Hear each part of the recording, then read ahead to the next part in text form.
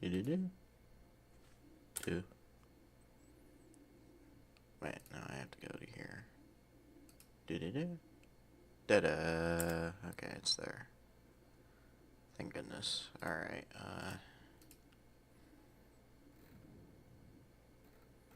wow. Cool. Okay, cool, I guess? I don't know. This will certainly be interesting. Sorry, I really am not having a fun time with that right there. But, hello and welcome. Today we have a very, definitely, we're expecting this matchup, at the beginning of the softball tournament. It is the Big Ten Championship between the Nebraska Cornhuskers and the UCLA Bruins. I'm your host, Esvin. It really is nothing else. And we are live on Big Ten Network because for some reason we can't even secure rights to Fox Sports 1. Anyhow, so, yeah, I know. Anyway, so, today we have a very two different orthodoxes. One side, you got the Nebraska Cornhuskers, who are known for their excellent pitching, and that's really it. The offense has kind of not been there. For reference, the UCLA has a bunch more runs. And, Jordy is still as advertised. Jordy Fromm, still always the best of the best at this point. Arguably one of the best pitchers in the entire, not just the Big Ten, but the entirety of the NCAA. And just watching her pitch, it really is something. But even when she is completely fallen off a cliff, there is always the second option, Alexis Jensen. Jensen has grown into the season a lot more than I thought. When she was thrown out there to pitch against the number one teams in the country, I thought Ronda Revelle was getting a little senile. I'm going to be honest with you. But as the season has grown, she has gotten infinitely better. That semifinal game, while Indiana may not be, one of the better opponents, they still are a top 25 team. She shut them down pretty hard. Pretty hard, I must say. And I was not expecting it. So, thank you. Last season, we did not have a second pitcher. And now we do. And we are much, much better. But at the sacrifice of offense. While the offense is still like third in the Big Ten, we were behind said Indiana team in the Big Ten during play or whatever. Our highest scoring is 17 runs in a game, and that was up against Minnesota. UCLA has like 5 games. That's more than that, but you know what? Whatever. Let's move over to the 3 seed. Now, they did crap themselves in the final series of the regular season. They didn't really have a chance at the title after they lost to us in the series, but they still went out and lost the series to Oregon. Now, you may be asking yourself, okay, so that meant that Oregon was the 2 seed. Now, why the hell wasn't it expected that Oregon to get here? Well, you see here, Oregon has a bit of a trouble winning conference tournament games, apparently. They barely did it in the Pac-12, and that's when they were not that great. And now coming to the Big Ten, they have lost both of their opening matches, which would have been in the quarters.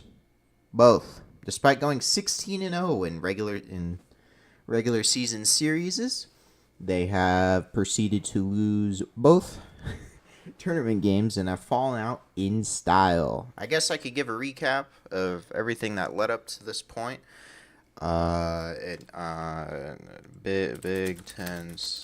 Big Ten softball tournament 26.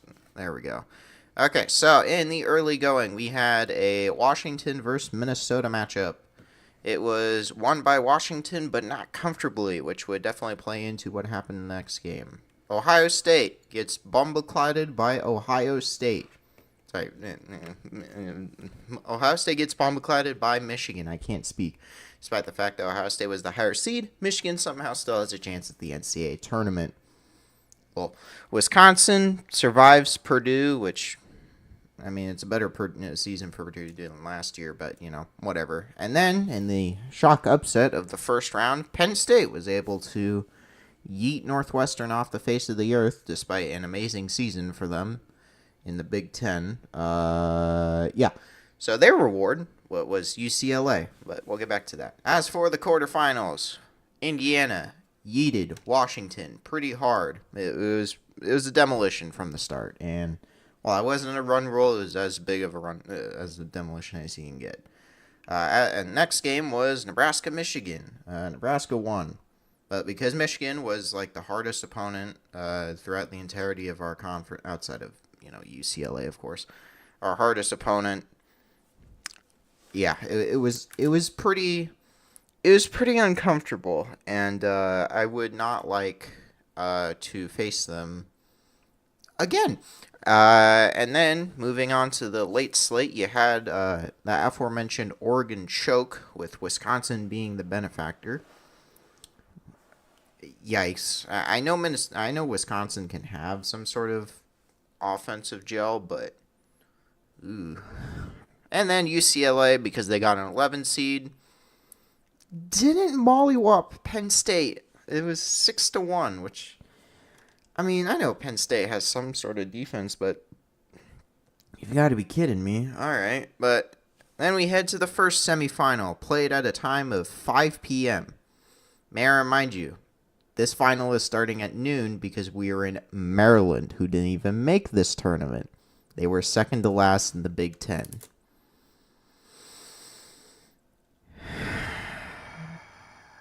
Anyway, so we get into the game, and it's a shutout.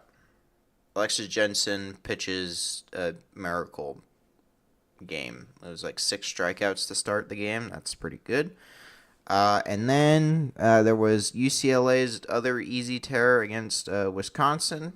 It did not go well. 19-5, the first big blowout since the Michigan-Ohio State game. And even that was only really single digits. This was a double-digit bumbleclat.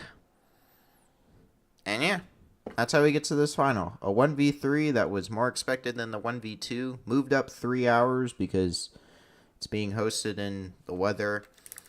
There is somewhat of a chance that this game could be fucking delayed, because of course it could, but I haven't seen anything just yet. They're going through the motions, so I assume it's not. Yeah. I could probably look here. Is there anything? No. Nothing. That bet. Because, yeah, the reason why they moved it was I checked the weather, like, earlier this, last night or whatever. It said that the time that we actually were going to play, there was going to be no rain, but everything before and after it was going to have some sort of rain in College Park, Maryland. So, yeah. Yeah, I don't. Anyway, as for the other teams, I've heard that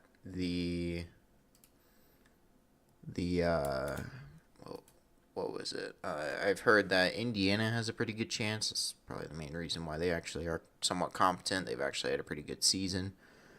Yeah. I'm kind of annoyed. As for the implications of overall rankings, there could be a outside chance that Nebraska does get a number 1. The current number 1, Oklahoma, lost 2 days ago in the quarters of the SEC tournament, which I may implore you is not good. I mean, for this Nebraska team, it's fourth time's the charm. We finally, after, 4 times of making it to this point, we have finally, to the semifinal, we finally made it to the final. The previous 3 semifinals in a row, from 23 to 25, we lost. Last year, it was to UCLA, and this year, we hope to keep UCLA away from the title like it was last year. Because you may have thought that UCLA could have won it, but you should note that the back-to-back champions of this softball tournament was the Michigan team that we beat. I don't know what that means, but it means something. it means a little something to get that voodoo out of here. Jensen yesterday had 12 strikeouts. It looked like she was going to get a low pitch count performance, but then some other dumb crap happened, and yeah, that was not going to happen. Yeah, it'll be exciting to see. I hope my computer doesn't crash, but I closed everything that could potentially crash it. So literally the only thing that's open is OBS, Microsoft Paint, and one tab on Google. If I open this, it should not close. I don't really care. Okay. Cool. So it is linked properly. I figured out how to use OBS for chat, but I doubt anything's gonna pop up here. Yeah, UCLA offense is nauseating. 8 home runs. We've allowed 6 hits total in the same amount of games, though. I don't know. I hope we win, but I would not be surprised if we do take the loss here, because it is not.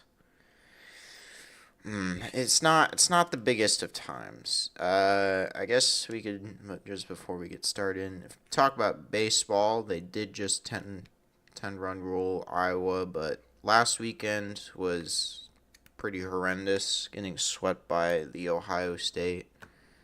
I'm contractually obligated now to say the Ohio State right now, and I mean, just look at that. 457, 478, 512, 362, 319, 405, 398, 293, 342.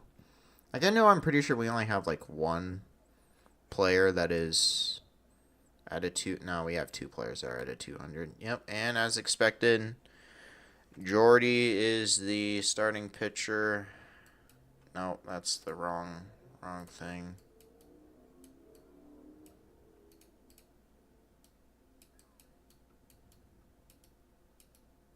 I'm not going to keep this update. I just wanted you to know who the pitchers are. Her pitches have definitely skewed a different way, but we are now underway. And the first pitch goes down the middle for a strike. 0-1 count to start out, which is something we're going to desperately need. I know we did a somewhat decent job at shutting down their offense. This person has no... Oh, Jesus. But, sometimes it's not B. Sometimes, especially since the last game was on the road, last series was at Nebraska, as that is a foul off for 0-2. Just not 2-1 as a road, losing a series 1-2 as a road team is kind of whatever, to be honest. But that win was only by 1 run, and Nebraska could have won that game, but it never did, because they just decided to shut off like they do sometimes. As for defensive alignment, basically the same whenever they put in from. I'm intrigued to see if they use Cope for a third game, because they've decided to put her in as a DH, which is certainly interesting. We've got a somewhat decent crowd, as that is a ball to the shortstop, and that is out number 1. So we are able to get the first out before they do any shenanigans, which is exactly what they did against the other teams. UCLA has not had to bat first for the entirety of the Big Ten softball tournament, but neither has Nebraska. But Nebraska is the number 1 seed, so they get to pitch first. All right, here comes Grant with a 478. Right to the first baseman, Bella Bacon, and out number 2. Unfortunate. All right, see a wide angle. Oh, wow, yeah, that really was right to Bella Bacon. That's a really good defensive position. All right, 5 pitches in with 2 outs. That's what we're going to desperately need. And here comes the Big Ten Player of the Year against the Big Ten Pitcher of the Year. Umpire not fooled by that. It is a 1-0 count. I'm not entirely sure what her walk rate is, but a 1.838 OPS is something. Yeah. I have no idea. I don't even... Oh, and that is a horrific swing and miss. Bruh. That is not what you want to see on the first swing from Woolery. As the Big Ten Pitcher of the Year is slowly getting to her. 4-time Pitcher of the Year, to be exact, which is a surprising accomplishment. Foul off, grounder, it's a 1-2 count. You may remember that Jordy did miss a season for tearing her ACL in the first game of the season. That ended up Nebraska not even making the fucking NCAA tournament despite a semifinals appearance. All right, here comes the 1-2 swing into center. Nope, that's not center. That's right field, but Hoffman catches it anyway. So that is out of the first inning. All right, good stuff. We get to put a big fat 0. Weehoo. It was a decent hit, but our right fielder Hoffman has turned it up a notch. Despite her size, she can move nimbly, which is surprising, to be honest. I didn't expect that out of him, but hey, you know what? It happens. So now it is time for Nebraska to bat when we come back. Might be stumbling on my words a little, but I had to scramble to eat lunch because it went, obviously it's going from it's starting at 3 o'clock. I can have a normal lunch too. Oh crap, that's starting at noon. I half feel bad for the UCLA fans that I probably just woke up and they're woke up an hour ago and they're like, what? Wait, why is the game on now? Because originally it was supposed to be on at 12 o'clock for them, but it's not. All right, we have the starting lineup, and I was right about 200 hitters. We have Fromm, Core, Kamenzind, Cusack, Farrell, Bland, Cope again, Hoffman, and Kamenzind. Pretty Hannah and Lauren for reference. The starter for the Bruins is Tinsley. I think I already saw that name in that, so is it Tins? Okay. I gotta spell their names right. Not that bad of a pitcher, in all honesty. 2.77 ERA. I know that's less than Jensen's, but that's still pretty damn good for a pitcher because almost every other pitcher we faced has had an ERA of 5. But Fromm starts out with barely a strike.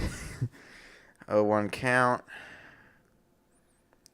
Fromm has not yet hit her 20th home run, which has been a crux for the Nebraska offense. They cannot for the life of them hit the dong. Umpire not fooled that time. It is a 1-1 count. I feel like they are slightly better at drawing walks, but walks are not runs. Unless you somehow get the bases loaded, which they kind of have a hard time doing. Now the 1-1 pitch. That's upstairs for ball 2.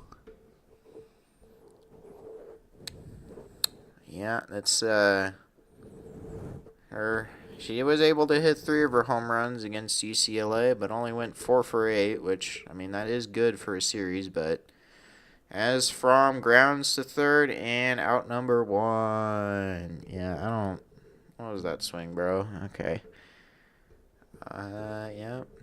Defense for UCLA looks similar to how it was when I remember watching their games. I didn't really watch too many of them overall, just because I don't know. I just whatever. Here comes Hannah Core. No, that's just Core, and she drives it. Is easy catch out number 2. All the way to the left field for absolutely nothing. It was a good pitch to swing at, but we haven't looked at the wind yet, so we'll see. Could we get a pitcher's duel today? We could. But here comes the Hannah Cammonds. Batting, okay. Pretty good on the year. Definitely has improved her game somewhat, as takes strike 1. That PB&J's doing something. There really has not been too much competition for Nebraska, as that is another pop-up, and that is out number 3, and this is getting more annoying. See, okay, as we end the first inning, okay, the reason why I question the offense is because they still do go for home runs, but the problem is that it just doesn't it doesn't work. They are not hitting the ball with enough power to get it out, even at hitter friendly areas. So that's going to be that is definitely the downfall, as I have to watch the same goddamn ad that I saw last time. I don't know, man.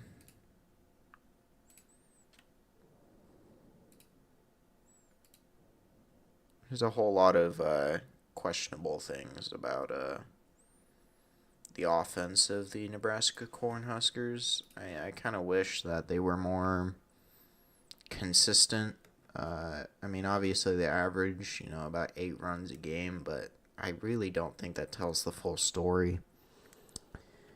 Because there are some games where they just kind of shut off. That especially was shown in the Michigan game.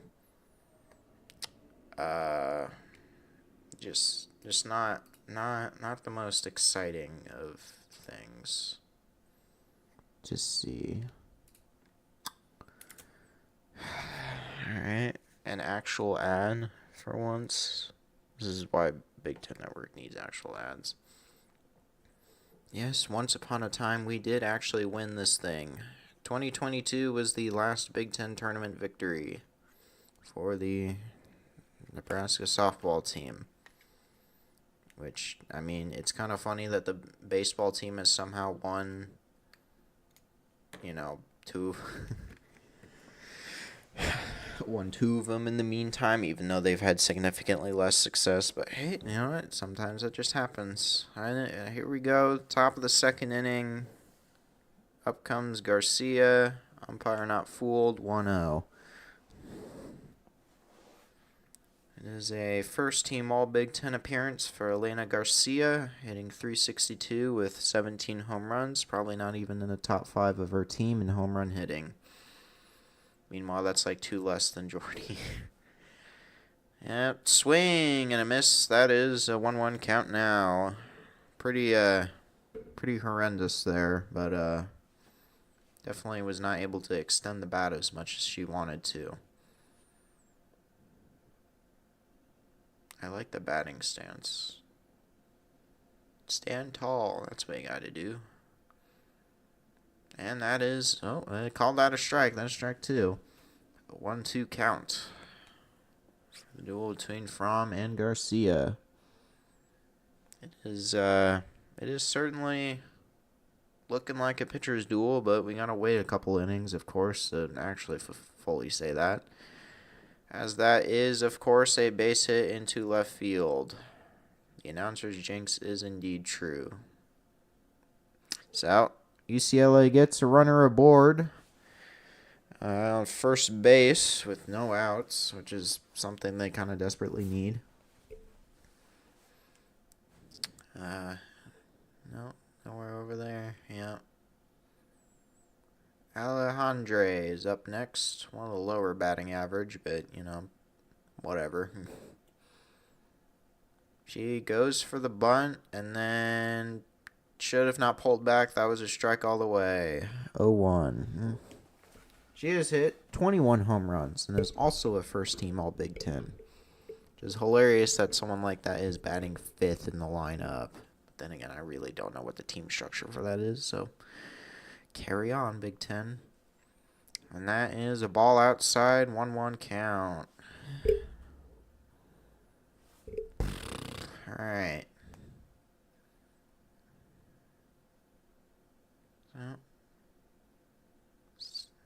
Alright. Steps up. Winds. That's way too low. 2-1. Definitely seeing the exact same pictures that I saw from her in the quarterfinal, where kept getting herself into trouble, but yet somehow they only scored 2 runs on the day. We need a lot less terrorism ball and more terrorism strikes, as that is a... Oh my god. A terrible throw to first base, as that is going to score a run. Nice throw. God. What on earth was that? That was horrendous. Girardi just tries to throw it and then yeets it into Narnia, and UCLA is able to score based off of that. So that will go down as a pretty big error. Oh boy. Just needed to just pick up the ball. She was already at first base, and that is a grounder to shortstop. Out number 1, no advance. So, still on second with 1 out. It would have been nice to keep her at fucking first base, but whatever. I'm just gonna shut that down real quick.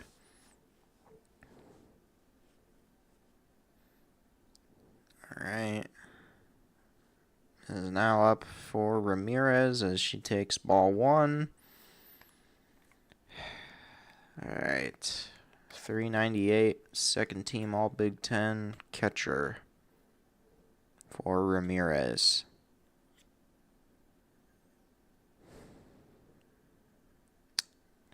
With the 1-0 count. Way outside. Ball 2. 1-1. 3 seed has won 1 title all time. That was a Minnesota team in 2014. Very interesting. Really don't think that matters. Is that a Maryland fan up top? Interesting. An actual strike for once. 2-1 count. 3 seed. Oh, yeah. Keep losing the 1 seeds. That's very interesting, I guess. Minnesota 3 seed regular, I would assume, before the Big Ten showed up. Foul back. 2-2 count. Maryland fan gets shocked. Softball tournament, jersey, whatnot. Alright. 10. So, runner on second.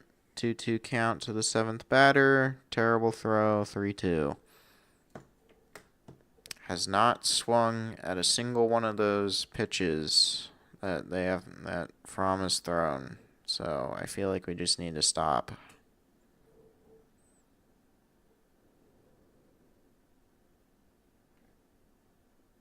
3-2 pitch. Swings at a high ball, but gets a foul ball off that. So it is still 3-2. 3-2 count. I should probably put a provisional 1 in here.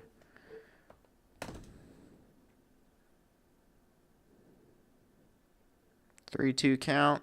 Swing down the middle, but to the second baseman for out number 2. Runner advances to third, but there will be 2 outs for the 8th hitter, Berry.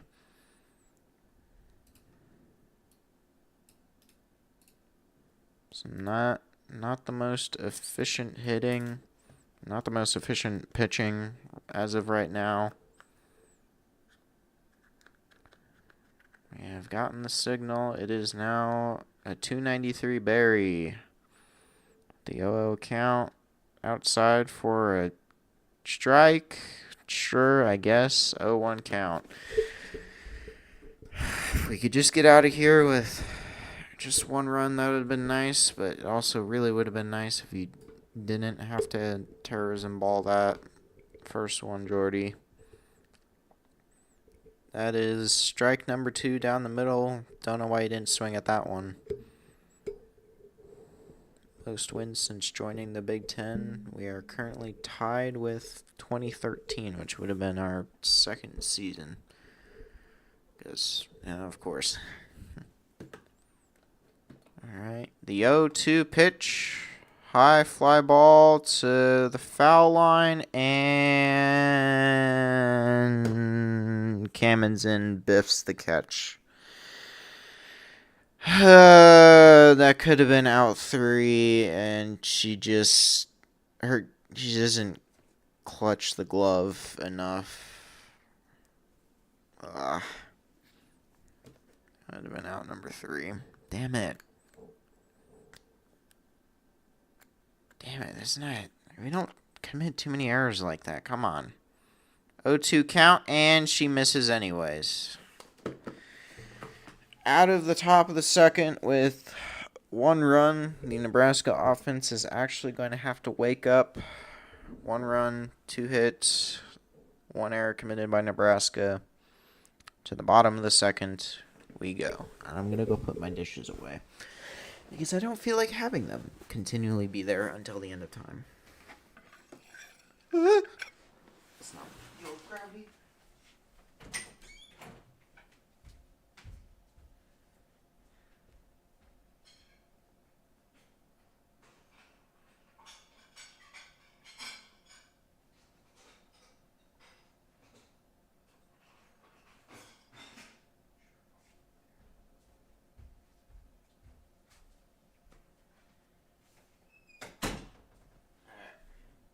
Back. I just didn't want those dishes to just be there. Baseball does come on at 2, but I'm not going to stay to do that because I originally wasn't going to stream it because I have something to do afterwards. I also have to go buy something real quick. Let's open up this. Items. What? No picture. No, I'm not about to. I don't need to be copyright struck anyways, but yeah, this is just what it is. I should probably move this. I know how to do this.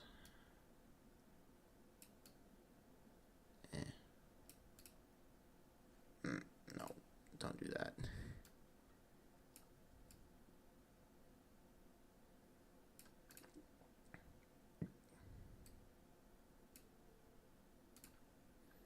Where's the eraser? Still, we are headed to the bottom of the second. Alright, strike 1. Oh, that's rough. Strike 2 for Ava Kuzak. I forgot those things existed. Damn it. I need to go find that, but I need to know what it is first. Alright, already on an 0-2 count, and it almost hit her. 1-2.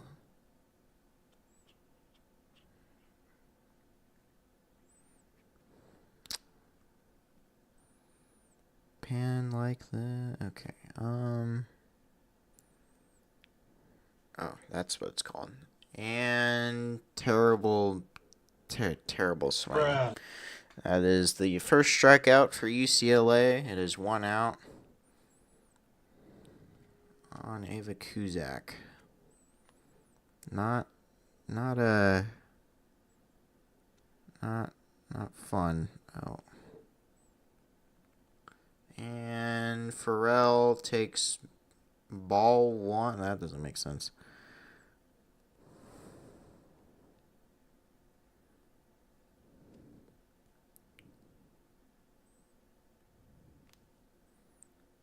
And that is strike number 1 all the way on the outside.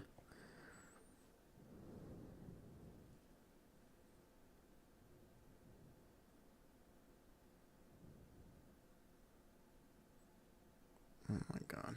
Alright, give me a second. Go UCLA all the way. Alright, and that is now a 2-1 there for Farrell. Some actual good pitch takes for once. Alright. Let's see here. It's a 3-1-3 hitter, and that is a outside ball 3. It's a 3-1 count here for Farrell. Maybe we can get our actual first hitter on base or something, because that would be nice. And a swing and a drive. The right fielder has to go a little bit far, but it is out number 2, and up comes Bland.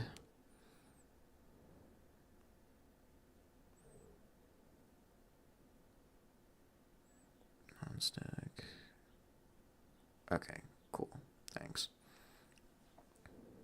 And delivery. Okay, and here comes Bland's ball 1. That was not the greatest pitch of all time. All right. Maybe I should probably do bomb the second. I can do that. It's fine. Oh, and Bland foul ball 1-1 count.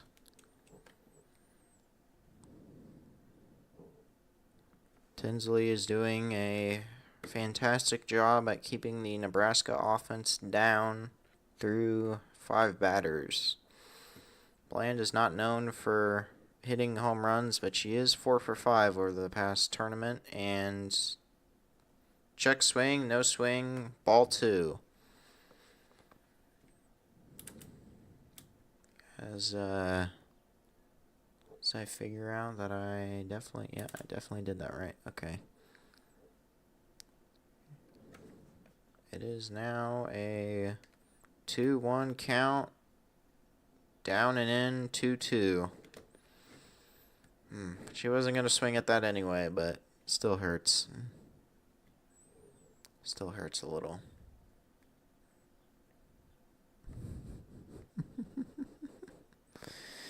Uh, 2-2 pitch. Bland pops up into the stands. So we will continue at 2-2.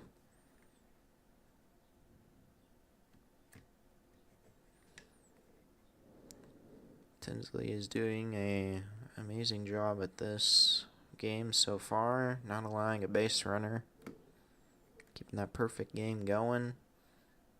As Bland slices one to right field, caught for out number 3 in the end of the second inning. UCLA keeps the score at 1-0 as we head to the top of the third. All right.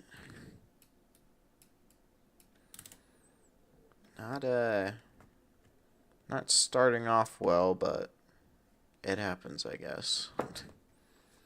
Ew, Michigan. Okay. Yeah.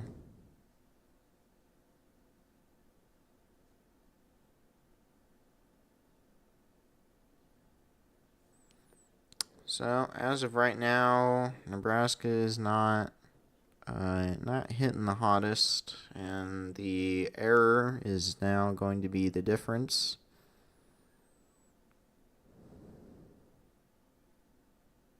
Because major, okay. What the heck? Okay.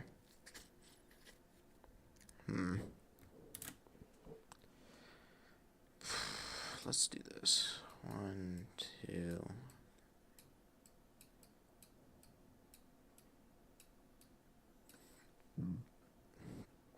Just develop it a little more, I guess. I don't know.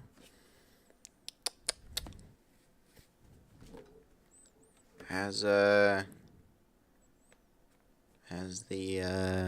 old adage goes, if you don't start the game well, it's probably not going to help you at the end of the game. As we go back to the top of the third with another one of these interviews from the stands, because of course we have to have some of these. One of the players is mother, but is also the Duke softball head coach. Duke softball literally just lost 18 hours ago in the ACC semifinals. Are they in the tournament? They could be 39-14. That's probably good enough. As Lamar, that's why. Lamar heads up to bat as the ninth hitter for UCLA with an 0-1 count to start. The 0-1 pitch, fouled off. We continue with an 0-2. Just yet another interview that we do, because I like these interviews, like interviewing someone in the stands than any of the coaches. Because the coaches just don't care to do that. So we head to the 0-2 pitch. Swing and a miss. Strikeout for Fromm, her second of the day. Finally able to shut down the first batter. First time since the first inning. As we now we go back to the top of the order with Slimp. So back to the danger. Danger. All right.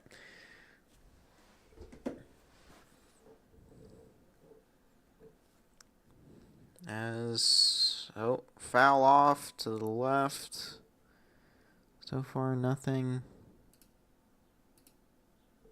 Yeah. I don't know. You remember the start of the season where Nebraska had the number 1 SOS? I remember. And we now have the 16th, which doesn't make sense because all the opponents we played are still good. 0-1 pitch into the other batter's box. 1-1 count. Because, obviously it probably has to do with the fact that the SEC probably just creates its own SOS nonsense. Kind of the same with baseball or whatever, but it's just a little annoying to see that number go down. But, alright. 1-1 pitch. Foul off to left field. UCLA is getting the right idea, but is not converting outside of the error on what was basically a bunt. I remember an error on a bunt. That was not fun. That was not fun. Maybe I should put 1 out. I don't know if that's big enough, but who cares? 1-2 pitch. Very low. 2-2 count. Maybe no, because then that fucks everything up. So we are now heading to a 2-2 pitch. Fromm versus Slimp. Here's the pitch. Swing and a miss. Strikeout number 2 of the inning, third of the day for Jordy Fromm. Not the best selection of pitches in the second inning, but definitely doing significantly better in this inning than whatever the last one was. Yeah, so it is going swimmingly so far as we head to Grant as she checks her swing but went around a little too much. So that is an 0-1. So far, Grant is currently tied with Laura Espinoza of 1995 Arizona with the most home runs in NCAA history. As that goes for strike 2, there is a Oklahoma well that is currently trying to catch up to her with 36 home runs, but they obviously have the added caveat that is in the SEC. But also they can't add to it because they got eliminated in the quarterfinals of the SEC tournament.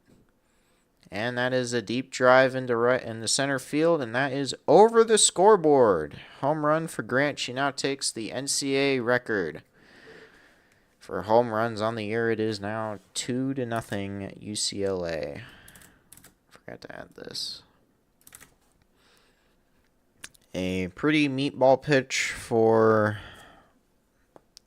her to just look up and take it. While she has the NCAA record for now, it will go down to the NCAA tournament to see which one of them is going to actually take it. Whichever team is going to go far enough, I guess. Surprised they did not do a celebration, but then again, there's nobody in the outfield to catch the ball. As we now head back to the Big Ten Player of the Year, Woolery. Last time was only able to get the ball past the outfield, and that's about it. So we now head to a 0-1 count. Terrible pitch, 1-1. Bruh. I don't like that kind of pitch there. In that scenario, you just gave up a home run and you're trying to throw shit like that, and it just doesn't work. Oh, actually a good pitch. That's a swing and a miss.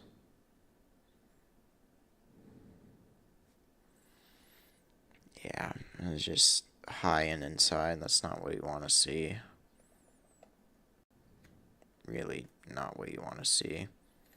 1-2 count, squares there, and then throws yet another pitch they're never going to swing at. 2-2 count. UCLA's dugout is still celebrating her home run, which, makes sense. You did pass the NCAA record.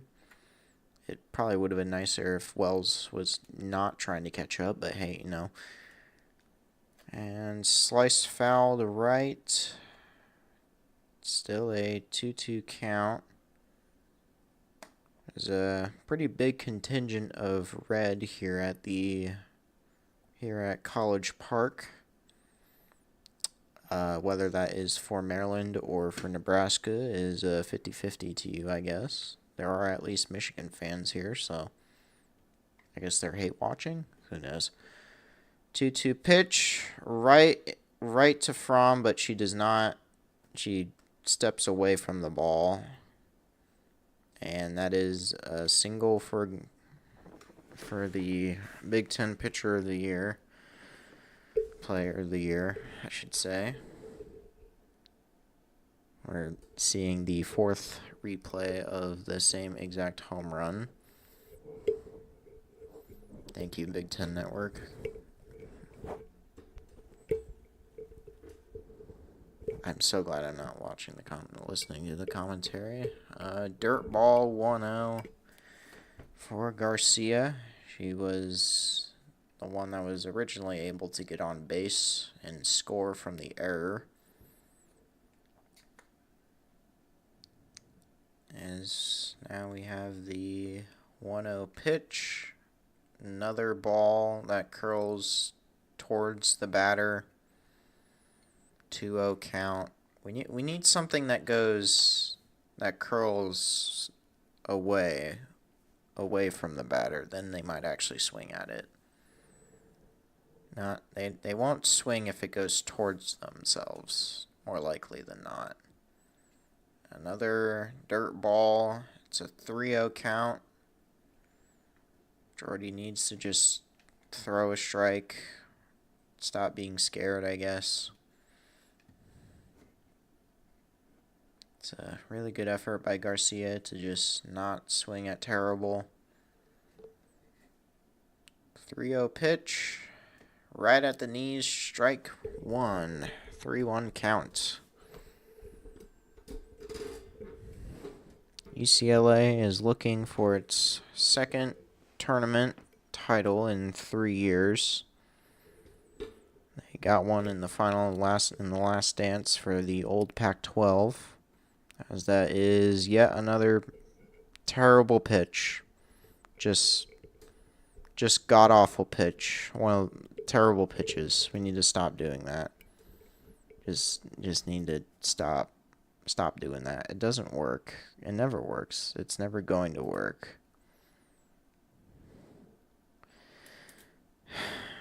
So now that brings up Alejandre,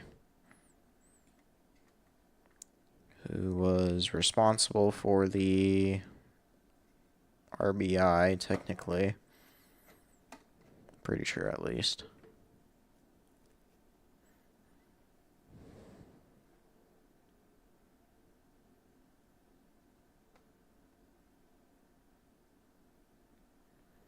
As we now have a stoppage, and just talking to him.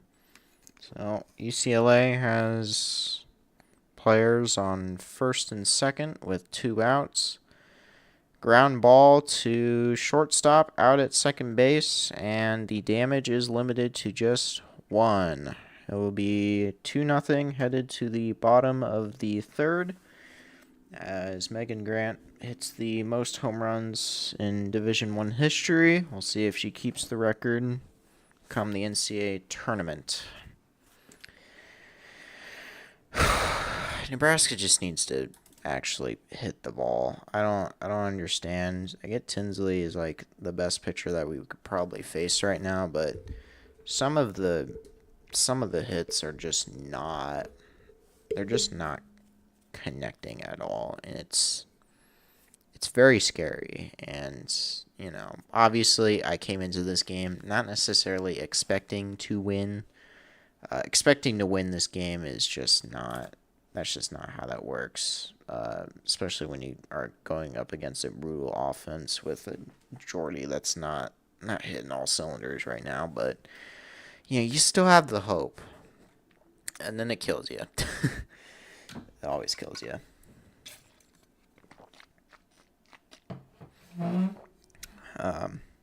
UCLA is doing its best, I would assume. As we switch over to the bottom of the third.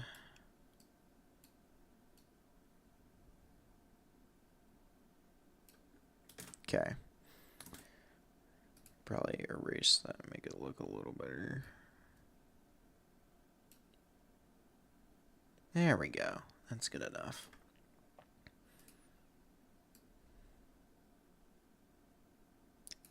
That didn't work.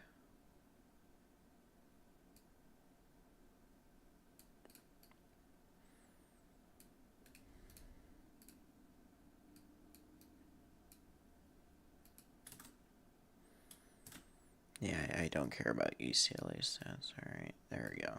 That looks a little better. I could probably get rid of this one too.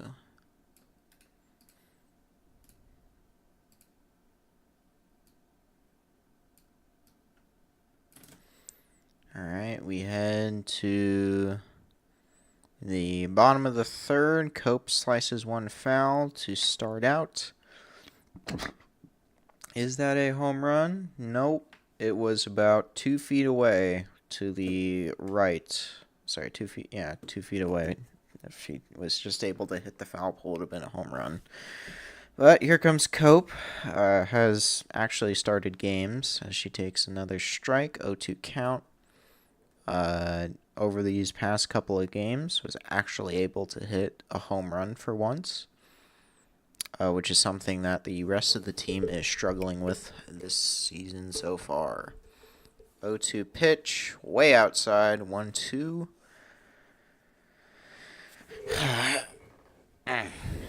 Okay, so it is a 1-2. Tinsley is only on 25 pitches, 2 innings into the game. Cope sits. Cope waits. 1-2 pitch down the middle, through the pitcher for a single. As Cope finally gets someone on base for the first time this game for Nebraska. It is now up to Hoffman to actually try and get something going at least. Maybe I should do something like this. No. I have to create this. Kennedy Williams is up to pinch runner. Every time that she comes in, for whatever reason, they decide to show Amy Williams. Which, by the way, the lawsuit, all the details that have come out, still a disgrace. Should be something said about it. 0-0, and Hoffman gets plunked in the arm. She is writhing in pain, which makes sense because, dear God, we now have runners on first and second, but Hoffman might need at least a little bit of medical attention. We still haven't gotten a replay from our good old umpires, and the camera angle is god-awful for the most part. Hoffman is still down. Ooh, yeah, that hit her in the wrist. Yeah, that would hurt. Especially for me because, like, I sit on the computer a lot with my hand, and I like, kind of hurts a little when I, like, move my hands kind of like in the no way fashion, and it just, it's a little better. Or shaking hands, maybe. Who knows? Whenever Hoffman is ready to go, softballs are very big and very painful. So I don't blame her for writhing in pain. Wait.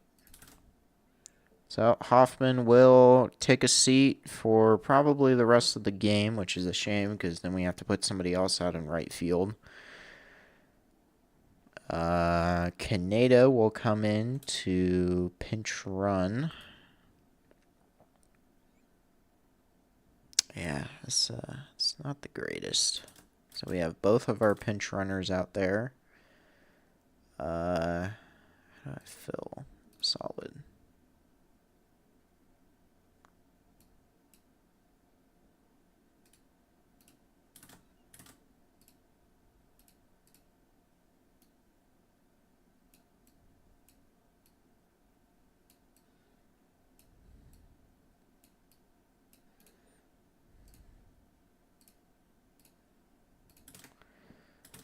Oh, wait a second.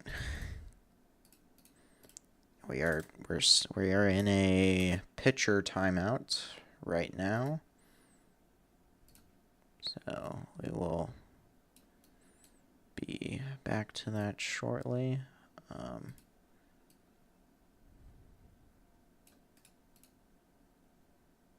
Oops, that's the wrong color.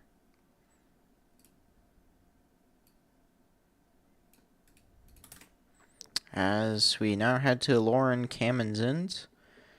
Sky high bunt all the way into the stands. 0-1 count. That does roll off of the netting, so.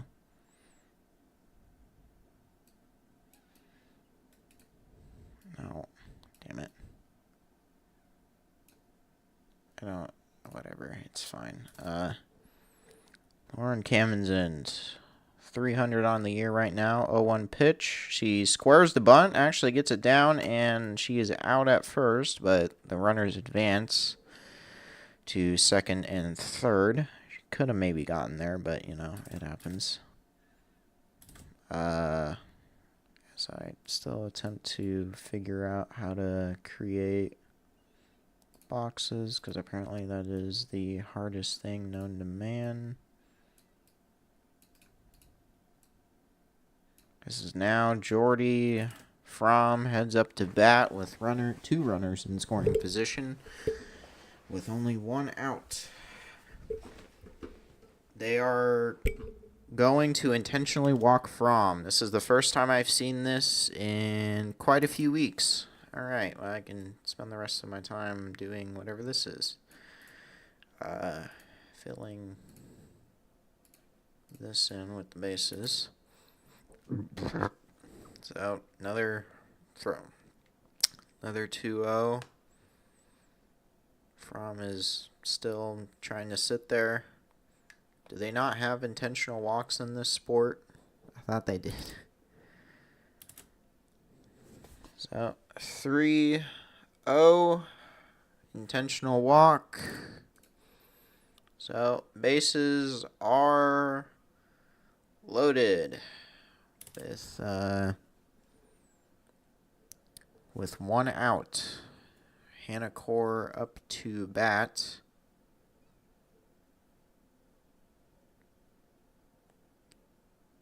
Rhonda Ravel is trying to get some questions out of one of her assistants.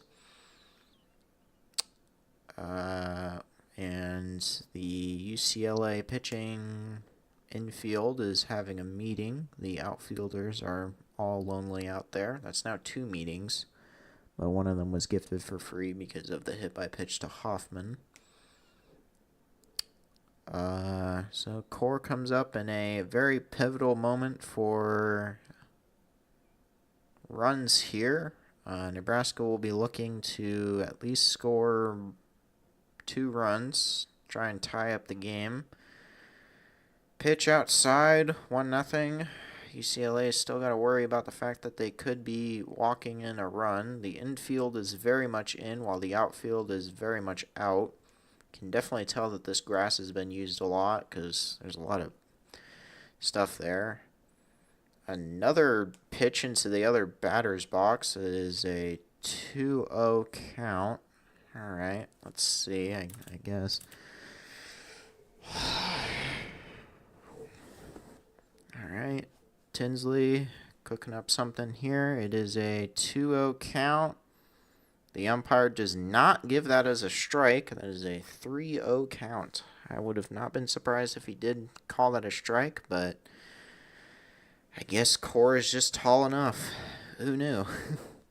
It's not like we have the tallest people on this staff. This 3-0 count. The umpire does give that a strike, which I do agree with. So now Core will have to make the decision whether to swing or not. Tinsley is about to get ready for the 3-1 pitch.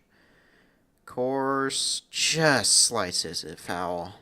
UCLA does have a pitcher warming up, which is a sign, I guess. But then again, we had Fromm warming up and still didn't use her yesterday. So it is now a full count. They finally show the wind, and it's blowing directly towards right field out of the park. 3-2 pitch. Core grounds it, and okay. A collision by the second baseman and the runner. So the second baseman runner is out. I don't blame either of them for being in that area. So they are going to call. They are not going to allow either of them to advance. It is a 2-1 ball game, I would assume, because they still called the first person out. They might go to video review for this to see whether it could be obstruction on UCLA, because technically she doesn't even have the ball. She isn't even close to the ball. She could have allowed Canada. Is that Canada? No, that's Core. No, that's Core to run over there. Again, I do not blame the collision on either side. The umpire is giving an explanation to the UCLA head coach. Both collision participants seem fine. It is 2-1 Big Ten Network, right? They're both getting a talking to from each of the umpires, one of the umpires at least.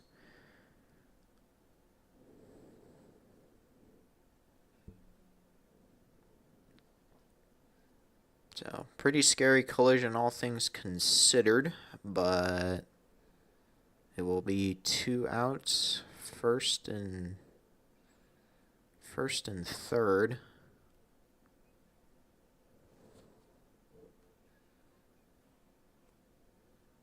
Wait,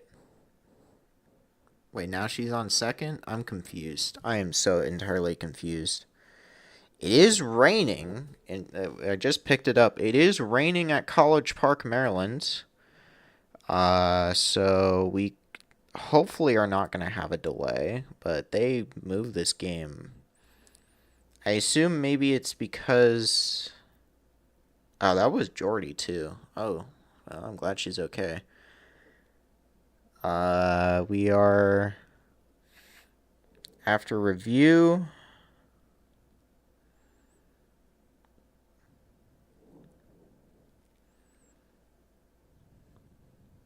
They're reviewing something, I guess. So the current correct thing right now is that Nebraska scored 1, and they are calling interference on UCLA, and UCLA is now challenging that desertion of a...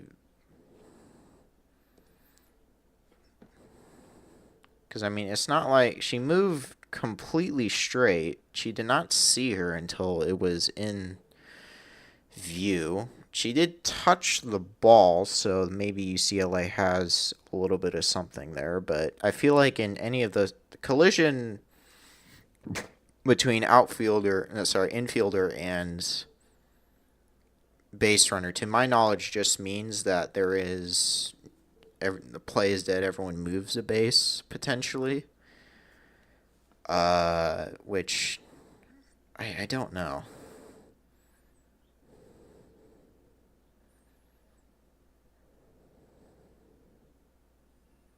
Where are they going? I don't know what they're going with. The Big Ten commentator, Big BTN does not know what they're doing. I need to listen to this. Hold on.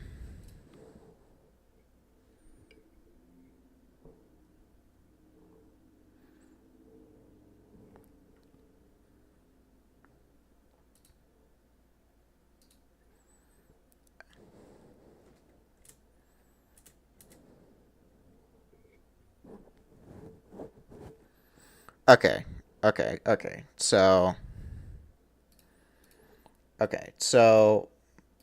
I figured it out.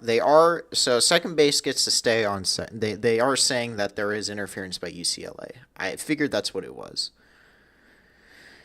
But now UCLA is challenging it, because why wouldn't they challenge it? After all, I feel like it should be something that you should challenge. But it is 1 out, bases still loaded. I need to add that 1 second.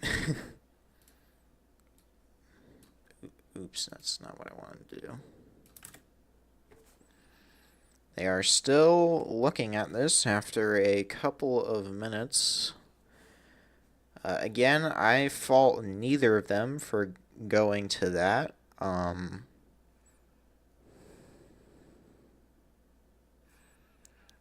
It really is an unfortunate situation that I feel like should just be in advance of one. Just simply because the ball is like 15 feet away or something.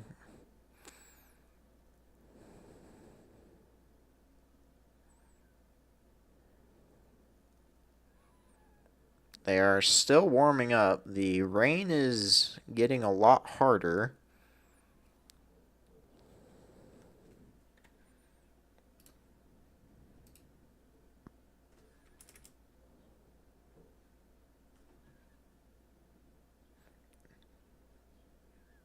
Okay, so they were challenging malicious contact. Okay, that makes a little more sense, I guess. So they were trying to go for some sort of ejection nonsense, but whatever. So it is 1 out. Bases loaded. A 2-1. And now we finally have baseball with a strike. The rain is certainly getting to this area. Very pouring down right now. They've replaced majority on the base paths. Probably, for cautionary reasons.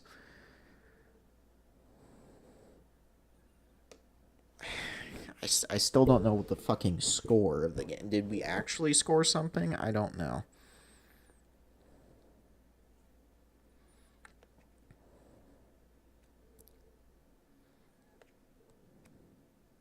And that is a ball 1-2.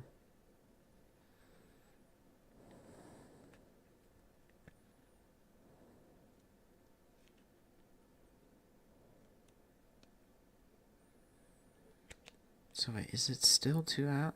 This is why I hate doing this sometimes. Fly ball, foul ball.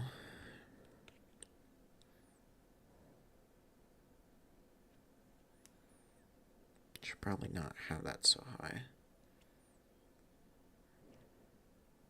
So it is 2 outs.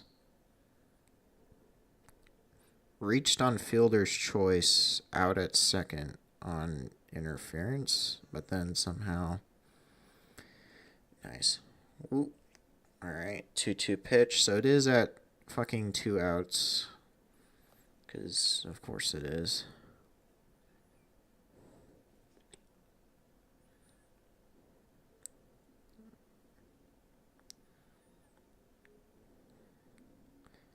Low ball. It is now a 3-2. So still no one fucking scored, because of course. So it is still a 2-0 game. 3-2 pitch. Kamenzen could have walked that one.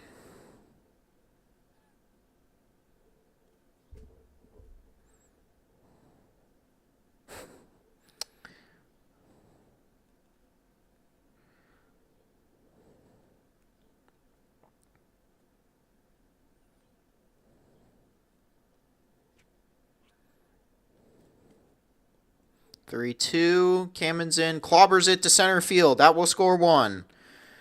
Into home. That is 2 runs now, and we are getting way too ambitious, but that is 3 runs now. And that is going to go down as at least an error, but that is now a 3-2 ball game in favor of Nebraska. Bases clearing single, double, I don't know. There's some sort of error involved with that, that's for sure. But now it is a... Oops, that is not how that works. Now that is a 3-2 ball game. Wow. An actual clutch hit by Nebraska for the first time in quite some time. A horrific overthrow. And that was definitely not a send by our coach. I was about to yell at our coach for sending her there, but that was not a send by her. That was entirely an instinctual move that they were not going to be able to make that throw correctly. So now it is a lead for Nebraska. Unbelievably, after about 20 minutes. Kuzak with a 1-0 outside for a strike. That doesn't make any sense. So it is Kamenzen on third with a 1-1 count at 2 outs. High for ball 3.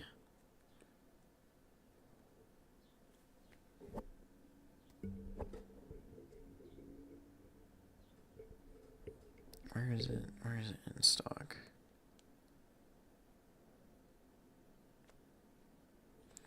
High fly ball. And there's a pop-up. Well, that's the end of the third, but it is now a 3-2 ball game in favor of Nebraska. Both teams have committed at least one pretty terrible error. Yep, that does go down at least as one error.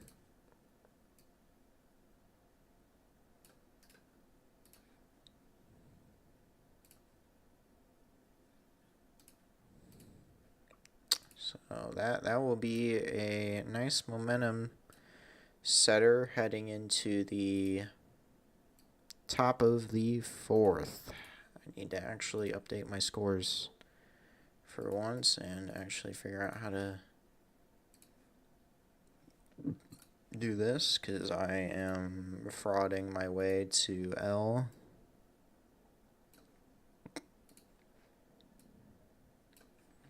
Three to two, headed to the top of the fourth. White, blue, crop, U, out. There's a lot of confusion in that inning, but eventually it was sorted out, and Nebraska now has the lead.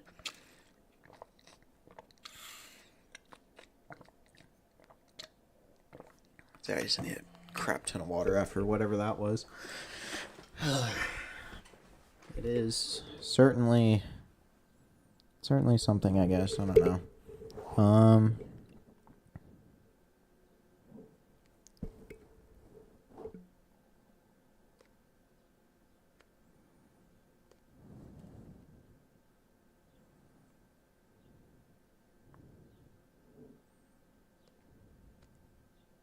So they're now having an interview with the coach. Okay.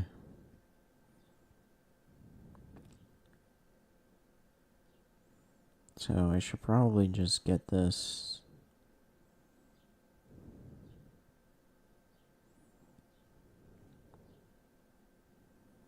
Because that is... Yeah, that's just the one down there. Okay, cool. Sorry, I'm like trying to order something. You know, obviously, Mother's Day. You gotta give something to your mother, and if you have one at least. Oh, they do have the ball. How nice. Someone had to go fetch that, so I have to go to that one. Yes, drive up, because I'm not doing any of that. Cart.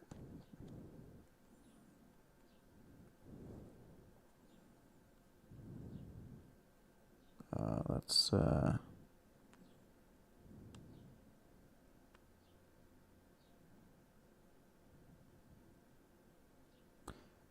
foul ball. That'll be a 0-2 count.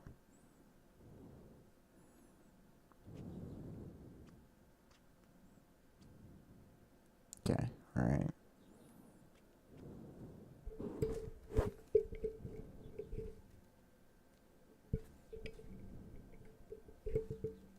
What the heck? A 0-2 swing all the way to third base and an out. Beautiful throw by Samantha Bland to get the out at first. One out, top of the fourth. Okay.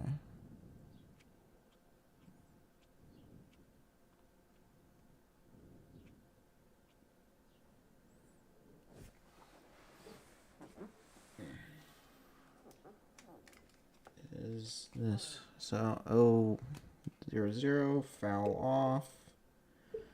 Okay, so this is the correct one. This is what happens when you have to try and order stuff last minute, but it's still what I want, I guess. So weehoo. I'll get that for her later.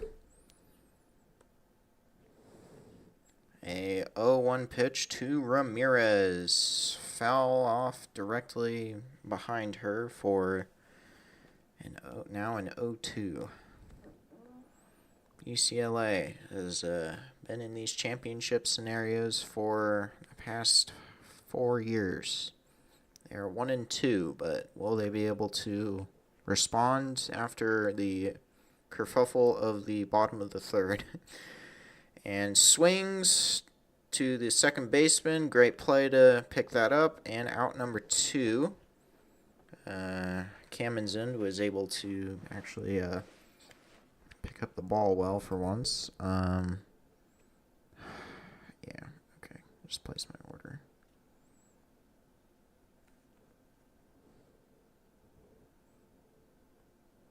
You order detail. Okay. Cool. Yeah. Alright, and that goes down for strike 1.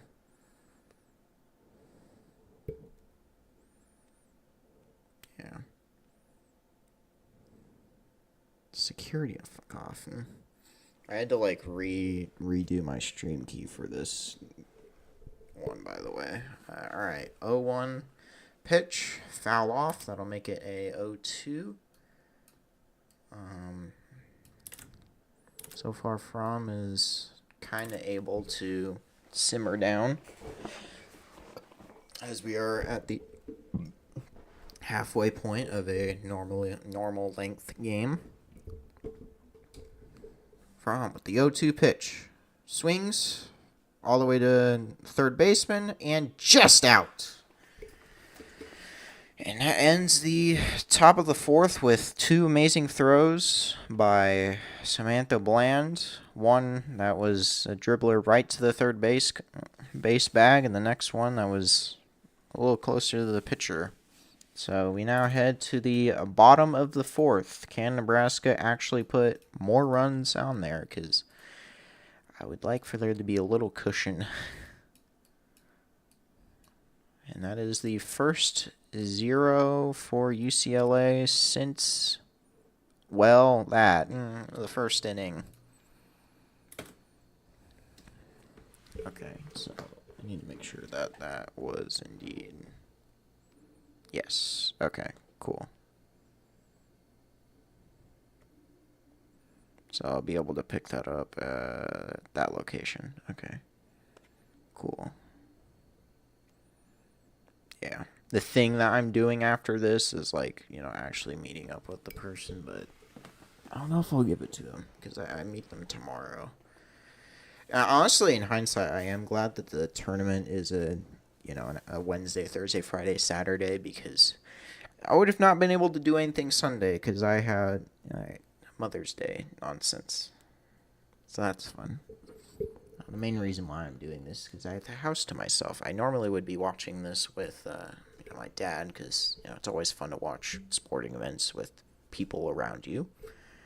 But he is currently going to a graduation that is about 5 hours south, and I Mother's Day, so so you're not gonna miss that from me. I am going to miss that graduation, which is kind of sad because I did want to meet. It's been a while since I met that person, but yeah, it would have been nice. But you know what? Whatever. It happens. And I don't know if I'm going to make a video instantly after this. Just depends on other factors. I will at least pull up the plus stream for baseball whenever it gets to it, but I don't know if I'll really commentate on that. Longest winning streaks. We are currently on a 20-game winning streak, which is pretty impressive. What is more impressive is that it's the second longest in our history. It is 22 is our longest. As we head to the bottom of the fourth, we have a dirt ball that hits the leg of the umpire as Jesse Farrell comes up. Jesse sounds a lot like Jeske, who was replaced yesterday for a pinch hit home run by Overbeek. That was fun for him to actually do something. Farrell, pretty easy strike call for the umpire. 1-1. It's not the anyway. All right, Tinsley ready to fire up. She only has 53 pitches by this inning, and swing and a miss by Farrell. That is a 1-2 count now. Not the best swing by Pharrell. Just needed to do something else with that, I guess. Maybe not swing at it. Now here comes the 1-2 pitch. Down low, 2-2. Good on her for not swinging at the same exact pitch as the previous one. Yeah. It's been a very, very interesting road for both of these teams, as Pharrell slices one into right field, and that will be caught by the right fielder. Out number one for the UCLA defense. Another easy pop-up for this team. Definitely not the power hitter that they were before. It was a pretty easy double that was able to get us at least somewhere. Bland takes ball one on something that could have been called a strike. It is a theme for Big Ten sports to not have the best umpires. While the kerfuffle last inning was just because rules are hard. Oh, and Bland slices it above the shortstop. That'll be a single for Bland. One man on first, one out. And coming up is Cope. Pretty good slice.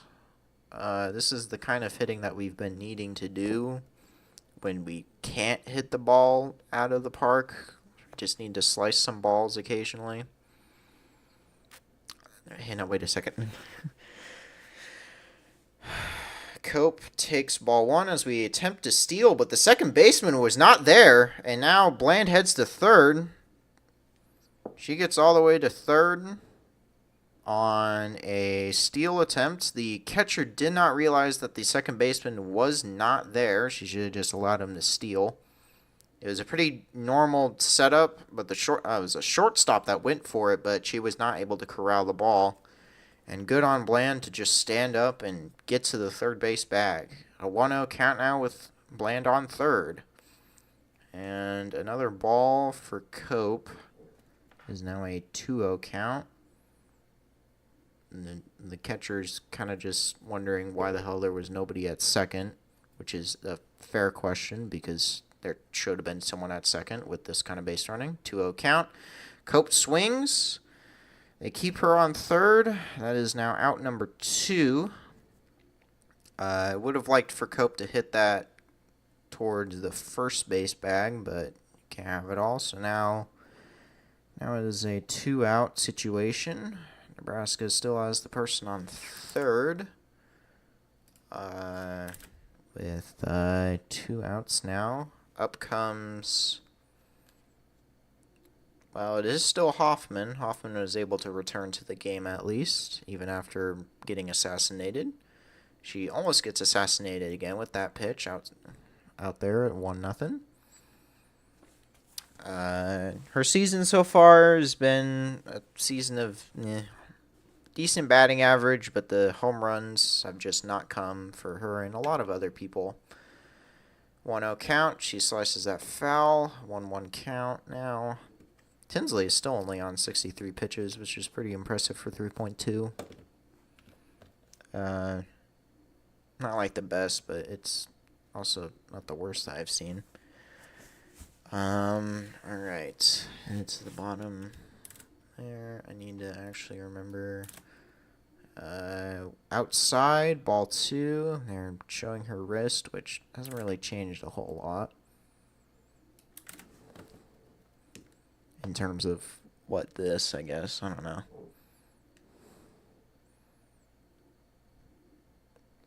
Slices it. Foul. It'll be a 2-2 count.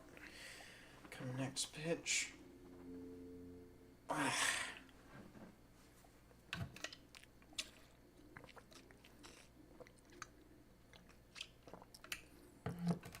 Alright.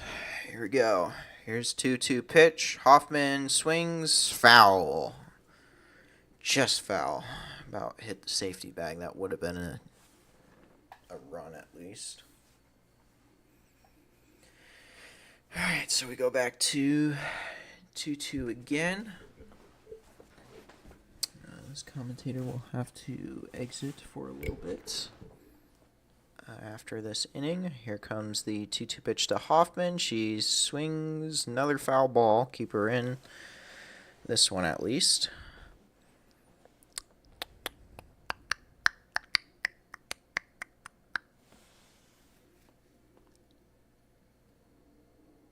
Ow. All right. Here comes the 2-2 pitch again. She slices a third straight foul. Bland is getting as ready as possible to run it in. No bunt opportunity. We probably should have tried to bunt on the 1 out situation, but yeah, it just happens. Here comes the 2-2. Hoffman swings and drive deep right field, and it is gone! It hits the trees out in right field, and Hoffman gets her 4th home run of the season.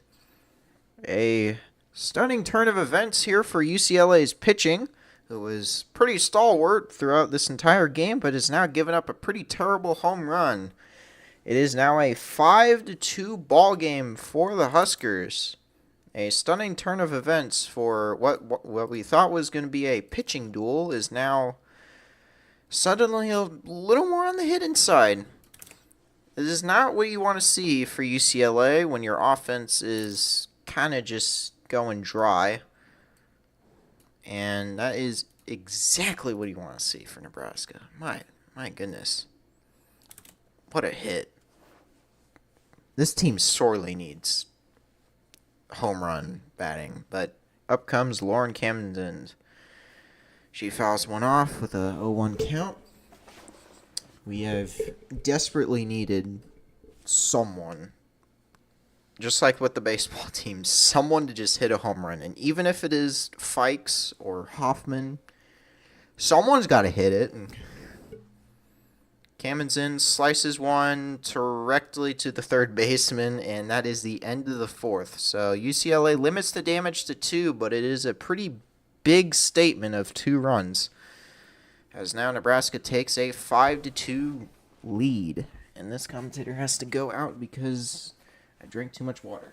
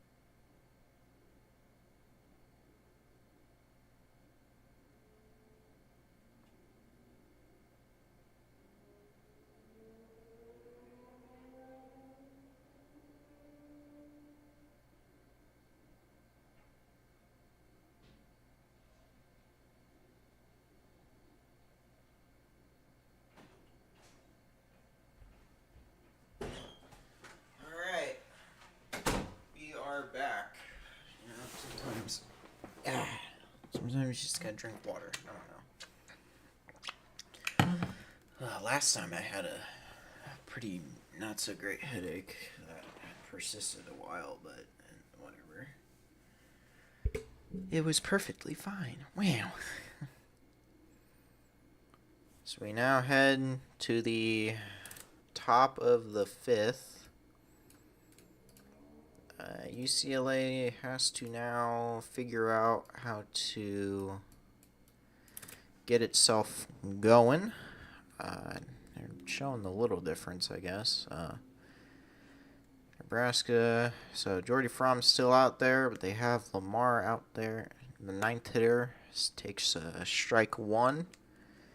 An 0-1 count for Fromm, who herself has only pitched 62 times in 4 innings of work, which is better than last game she pitched, I will say. 0-1 pitch, swing and a miss by Lamar. That'll bring it up to an 0-2 count. Lamar has had a pretty decent season. I mean, maybe not by UCLA, current hitter standings, but definitely decent as an overall player. But here comes the 0-2 pitch. Check swing. Don't go around. 1-2. It's a high ball anyways, so whatever. Okay. It is getting to the point where Fromm needs to lock in a little on these pitches. Comes the 1-2. Down the middle and strike 3. Looking. Lamar goes down with a pretty terrible look there. I mean, that's a pretty big bro moment. Right down the middle. There wasn't even any off-speed shenanigans. She literally just threw it down the middle. I don't even know what that was. Beauty. But here comes the top of the order for UCLA. Slimp, who is currently on an 0-2 as Jordy Fromm throws that into the other batter's box. 1-0 count. Ground out and a strikeout for the .452 average batter. More slap hit than home run hitter, I would guess, even though she does have 14 home runs. Slices it foul. 1-1 to Slimp. Definitely not slumping this year for what most would assume is pretty good. Just a shame that she has two different teammates that have more batting average than her, despite her .450. Like, good lord. 1-1 pitch. She hits it directly to the first baseman. Bella Bacon gets the out, number 2. But up comes, yes. Up comes the person that keeps hitting the dong really far. Grant is looking to add to her home run total. Unfortunately, she does not have anybody else on base whenever she gets up to bat for some reason, as she takes outside strike 1. I do kind of question, like, same thing with, like, Core's, batting stance. Like, does that give you whiplash or something eventually? Especially when pitchers do pitch fast, but Jordy is not a fast pitcher, so I've seen that go to 0 before. And down to first base, she picks it up again, and it gets the out. Moving down to the bottom of the 5th. Excellent defense from Bella Bacon, who isn't always there. And obviously, Fromm is picking up the first baseman job a little, but yeah. All right. So, down to the bottom of the 5th. That is exactly what you want to see. Absolutely nothing from the offense of UCLA. But there is still 2 more innings for them to do something. 5th, bottom.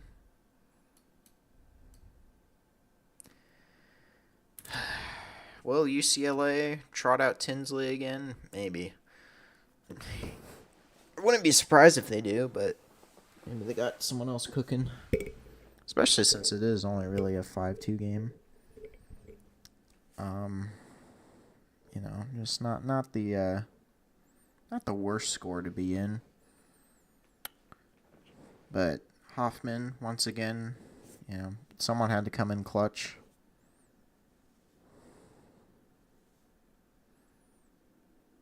Kaboom. Okay.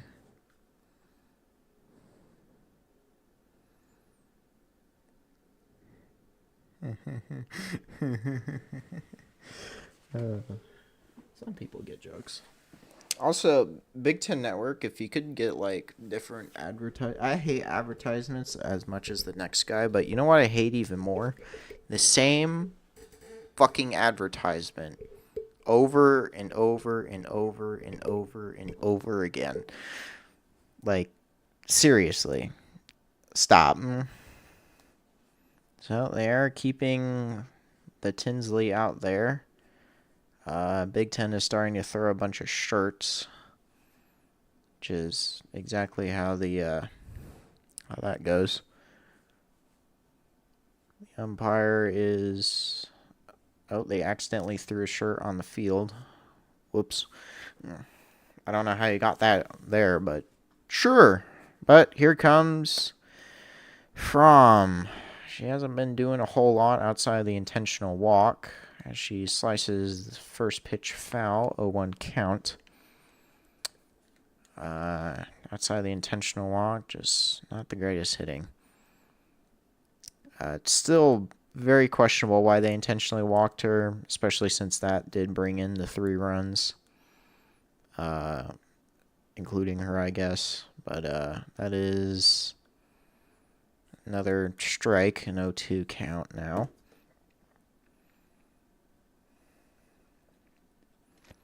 It's definitely would like Nebraska to give itself a little more of a lead. 0-2 pitch. She swings and is out from second to first. Not a pitch she should have swung at, as that was closer to the batter's box than it was home plate. And now they are interviewing Amy Williams. Hey, what about that lawsuit?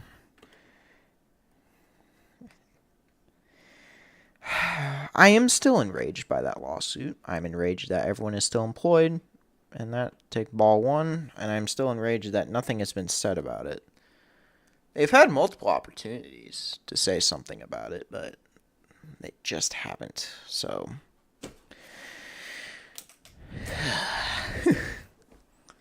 we head to an 0-1. Core slices it foul. It'll be a 1-1.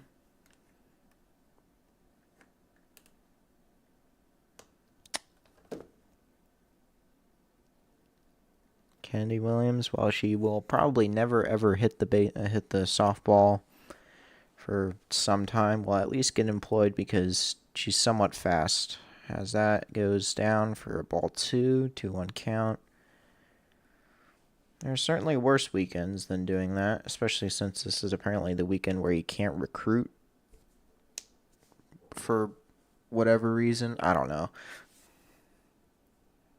Well, I don't think that's him, but it's very suspicious. I'm just messing with you. Core slices that one to the first base bag. Foul. 2-2 pitch. Is that a corn head? Cone head? Hell yeah. I saw someone at the San Francisco Giants game in that the river or whatever. I was cooking some corn, which I thought, hell yeah, brother. Hell yeah. Hell yeah. Yeah, let's go. I wasn't watching the game. Core with a 2-2 pitch. Just foul to the third base side. Almost was able to land that one. They're going to at least have a little talk, because Tinsley is not necessarily falling apart, but they might be looking to maybe attempt someone else in the next inning or 2. Core slices that directly to the first baseman. That's out number 2. So 4.2 innings so far for Tinsley. 80 pitches. Up comes Hannah Kamenzend.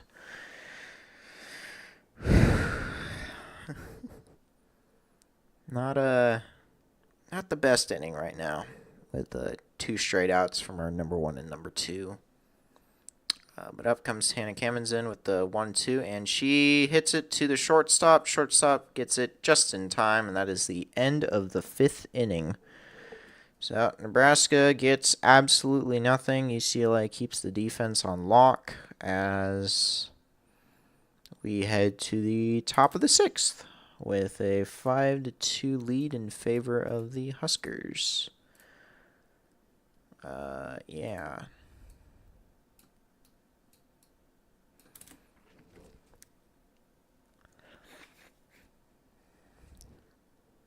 Yeah, they really need to get different ads. Anyway, where is that? Is that... No, they would tell me if it's there.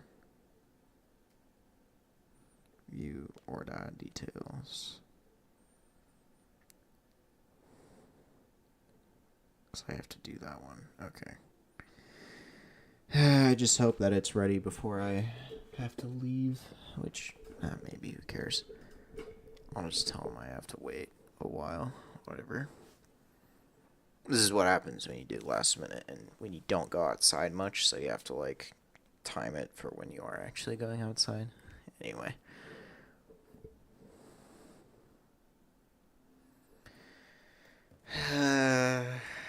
See, we're like getting ads. But like, why is there no ads for like Big Ten Network games? I feel like that would be much better or something. I don't know. They do that occasionally, but not enough.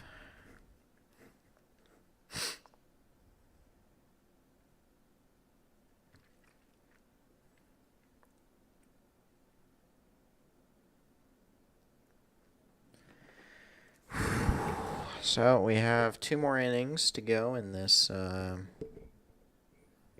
this Big Ten tournament. Michigan is winning that women's championship series by like a crap ton. That must be from like women's golf, women's tennis, all that. Cause like we've had 2 2 regular season titles. Has there really only been 25 Big Ten tournaments? I guess that would make sense because not a lot of these teams have had all those. As Jordy Fromm throws strike 1. Start out with an 0-1 count. She's on 68 pitches after 5 innings. Pretty good. Some poor bench player has to hold up an umbrella for Rhonda Revelle as she gets one into center field. That'll be a base hit. First base. 0 outs. Person on first. Okay. A good start for UCLA. Just getting that up the middle because there never is a person up the middle on really any defense unless that's the hit they go for. So now up comes Garcia. Garcia has given us the most trouble of today. We would like for that to change to not being in trouble. Right. Winds up. Here's the pitch. Strike 1. Did not swing at a pitch that should have been swung at pretty easily. Garcia has gotten a single and a walk and is responsible for the 1 run that was not the home run hit. So we start with the 0-1 count. Garcia does not swing, and that is a pretty bona fide ball. 1-1 count. UCLA has had 10 groundouts today, while they only had 9 in the previous 2 games of the Big Ten tournament. A testament to Fromm's ability to at least allow the infield to do something as she swings and misses. A 1-2 count now. Pretty good pitch. Thing is that she doesn't throw a lot of balls that would be able to get smacked, and that one ball that she threw that got smacked was about 5% of her pitches. So yeah. All right. Head to the 1-2 pitch. Foul to the right side into not close to the Nebraska dugout as we continue with a 1-2. I need to stop doing that. I need to keep that out of my ear. I just realized. Alright, Fromm has the pitch. It is now a 1-2 pitch. Foul into the dugout of Nebraska.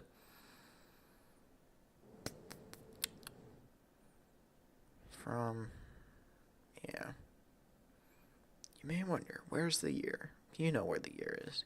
I know of Paige Parker, but I don't know of Kat Osterman. I don't know. 1-2 pitch. Fly ball into left field. The catch is made, thankfully, and that is now 1 out. And up comes Alejandre. A hit ball for the most part, but was not enough to do any real damage. It was a good track, I would say. It's now 75 pitches on 5 1/3. As we now head to 1 for 2 Alejandre. Man on first, 1 out, and that will be a ball. That'll be a 1-0. I've always said this joke about Jordy Fromm, the fact that she dropped the ball, so she should stop throwing balls. I don't think that's really a good joke, but whatever. 1-0 count. Swing and a miss. That is now a 1-1 count for Alejandre. Just did not. She thought the ball would go further down, but it did not. So the ball just completely goes by her bat. So now it is a 1-1 count. Foul. Out back. Now it's a 1-2 count. Another favorable count for Fromm. Definitely, while it's really hard to have improvement for an already elite pitcher, she has had a lot of improvement in terms of the smaller things. There's a 1-2 pitch. Swing and a miss. Strikeout for Fromm. Not the first strikeout, that's a lie. She's finally able to get at least one person to not hit the ball in the infield or outfield. Just a very good rise ball. Very good. You love to see it. Very unfortunate swung there, but now it comes up to Bragg. Is it Bragg or Bragg? I don't know. I haven't actually said this person's name because each of the 2 times I'm pretty sure she got out immediately, but she's had a 400 batting season, but she's gone 0 for 2 today with 2 ground outs, which is not good when a lot of your hitters hit the long ball. Sorry. And now 1-0 pitch, foul. All right, able to take a little piece of it, but not enough of it. Yeah. Bragg. I would assume it's Bragg. If it was 1 G, it'd be Bragg, but it's 2 G's, so it's Bragg. All right. 1-1 pitch, 2 outs, man on first. Here it comes. Foul once again. We now go back to a 1-2 count in favor of Fromm. Remember, this UCLA crew scored 19 runs against one of the better, not necessarily the best other pitching staff, but one of the better pitching staffs from the smaller of the schools. 1-2 pitch. Foul, just barely. And to get that little extra oomph on it, but it was probably a ball in the first place. So, not the best swing selection there, but yeah. All right. Here it comes. Yet another 1-2 pitch for Fromm. Wind up. Check. No swing. 2-2.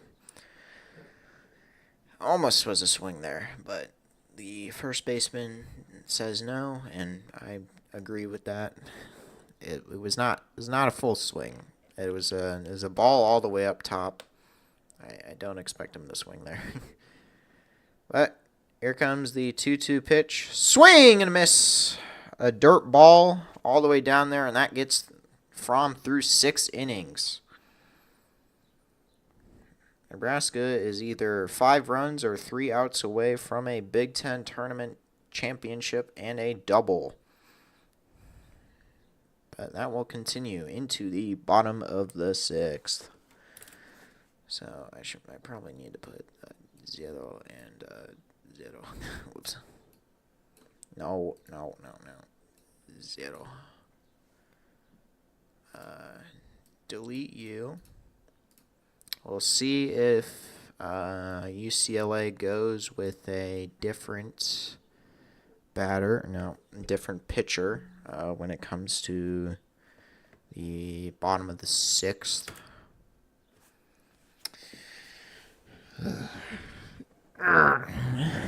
Damn.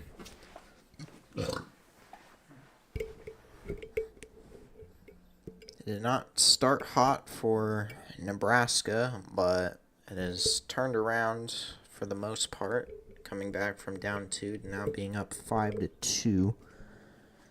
It'd be nice to get the offense a little more going so that UCLA is a little more out of reach. I'm not saying run rule, but I'm saying 1 or 2 runs would be great. Yeah.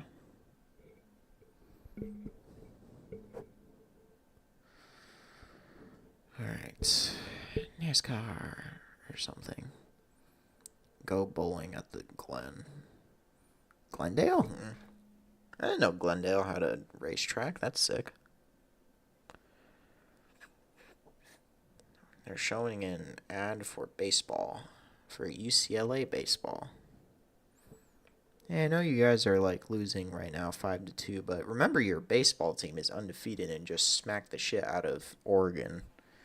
Which, by the way, yes, UCLA is definitely legit. And I thank you for actually beating Oregon this time because we're going to need it because you're on. But they do not go with a different pitcher. Tinsley will stay in as that is taken for a strike 1.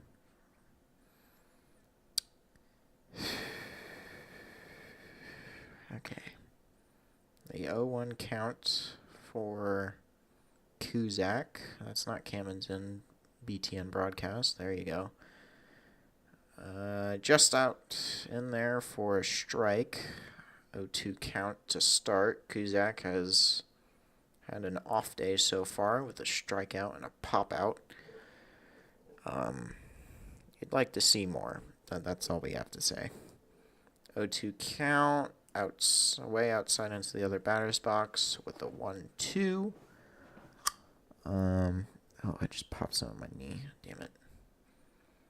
Tinsley has done somewhat decent job outside of the home run to really do a lot as that bounces well before the plate for a 2-2 count. Kuzak is looking to at least get a board for this inning, bringing the lucky cow all the way over to College Park, Maryland. Slice up into the foul territory, and it bounces off the Nebraska bullpen into the stands. Some lucky fan is probably not going to be able to keep it because all the policies, you have to not be able to take it or whatever. I don't know. I don't know how it works. I know at Nebraska Stadium you get a trading card. Here comes the 2-2. Kuzak.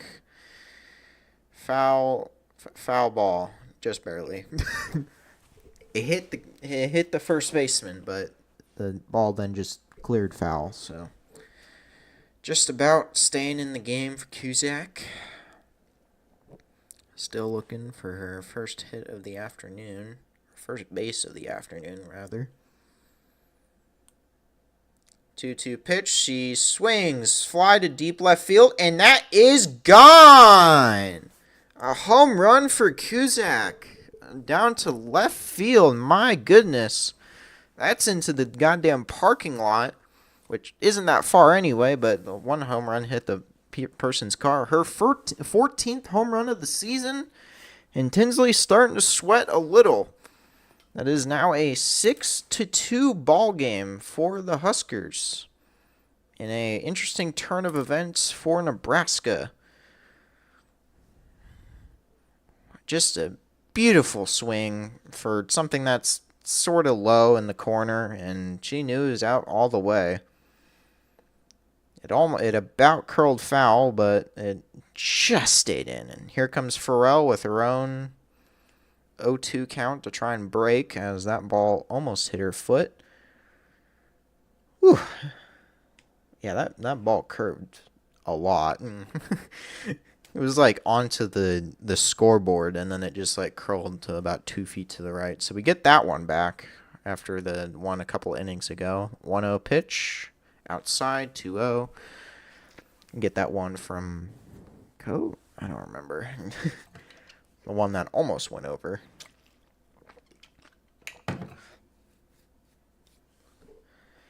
Here comes the 2-2 pitch. Nope, that was a 2-1. That was a 2-0, but that was a swing and miss. 2-1 count now. Good day for Kuzak to finally get a home run in this tournament. Oh, he's finally arrived. Why are they doing this at a church? Interesting. A 2-1 pitch. She swings, and that's a base hit into into right field. She was not expecting that to actually drop into there. She shouldn't have swung at it in the first place, but that was somehow able to get down far away from the right fielder. Pretty good to get herself off of the offer. She now is 1 for 3. They're doing it at a church. Graduation at a church, interesting. Pinch runner for Nebraska. This is the third one used of the day, which is interesting because I thought we would at least be able to. At least she might have kept in, but up comes Bland. Tinsley's getting up there in a pitch count, 92 pitches over 5 complete innings, as Bland takes a swing for an 0-1. All right.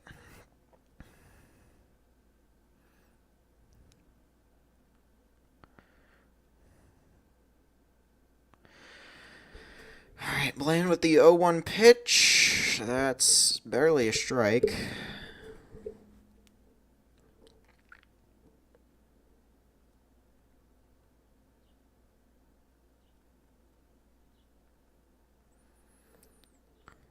Oh, that was terrible.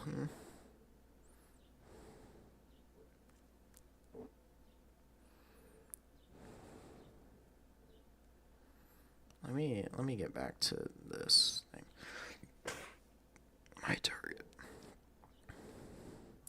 1-2, way into the other batter's box. That is now a 2-2 count for Samantha Bland. Tinsley is starting to lose her grip a little on the ball. That makes sense because she's pitched 96 times. She's trying to get through the inning to make sure there's at least a top of the 7th. 2-2 pitch. Bland sends that back foul. So she stays alive for another pitch. All right. 2-2 count. Man on first. 0 outs. And that is all the way downstairs for a ball. That is now a full 3-2 count for Bland. We have finally figured out how to hit a home run like we did against their team. For whatever reason, they give us cookies, but whatever. 3-2 pitch. Oh, Bland swings and just fouls a ball that would have been called a walk. But that'll send Tinsley to 99 pitches. Her next one will be 100 guaranteed. Which is not necessarily the greatest for UCLA, but this is the last game, so, you know what, screw it. 3-2 pitch. Into the batter's box of Bland. That will be a ball 4.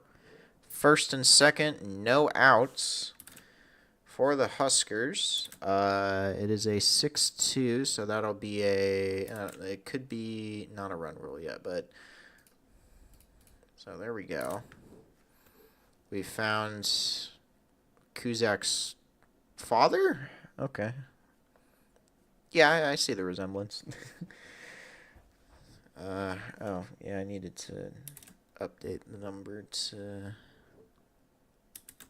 6-2.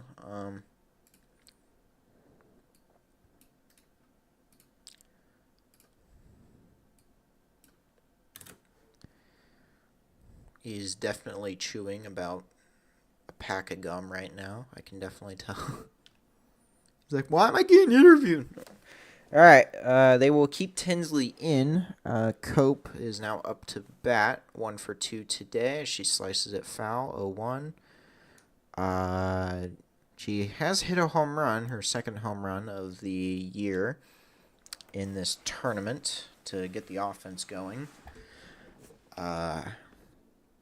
Just need some luck here. 1-2, swing and a miss. Cope slices a ball that would have probably been called a ball, but whatever. An 0-2 count in favor of Tinsley. She's able to get at least one batter to something. Here comes the 0-2 pitch. Cope fouls it out of play. So stay at a 0-2 for now. Uh-oh. Let's not fuck that up. There we go. Okay. 0-2 count, and umpires having a talk with the pitcher. It seems all right for now. Getting the call. Getting the windup ready. Here comes the 0-2 pitch. Cope slices it foul again. So it'll remain an 0-2 count for now. Yeah. Let me do this.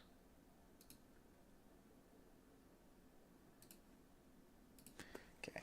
0-2 count, and Cope swings at a pitch in the other batter's box. So that is one out, but here comes home run hitter Hoffman. Yeah, she should have known. The catcher shifted a million miles to the right, to the left, I guess. So pretty terrible. Now here comes Hoffman, only hit of the night. That's not a strike, umpire, but he calls it that, so it's an 0-1 count. I know you want to go home early, but if you want to go home early, you allow a home run. Anyway, Hoffman originally had a hit by pitch, but then responded with a clobber. Umpire does not call that one a strike, though, so then it will be a 1-1 game. 1-1 count. I can't speak, sorry. It's not like I do this for a YouTube. Anyway. Alright, here comes the 1-1. Hoffman swings at a ball that's all the way in the dirt. 1-2. Let's hope that the home run doesn't give her a little too much confidence, whatnot. I really feel like Maryland needed to put that conference title font of the 1-2. Grounder to second base. They get the out, but runners advance.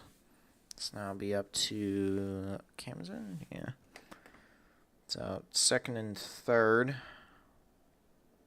with 2 outs once again. They do not want to go to the next batter, as that would be Fromm. Fromm represents the winning run, I would assume. UCLA takes a bit of a timeout to stretch their legs. But now we head back to the game.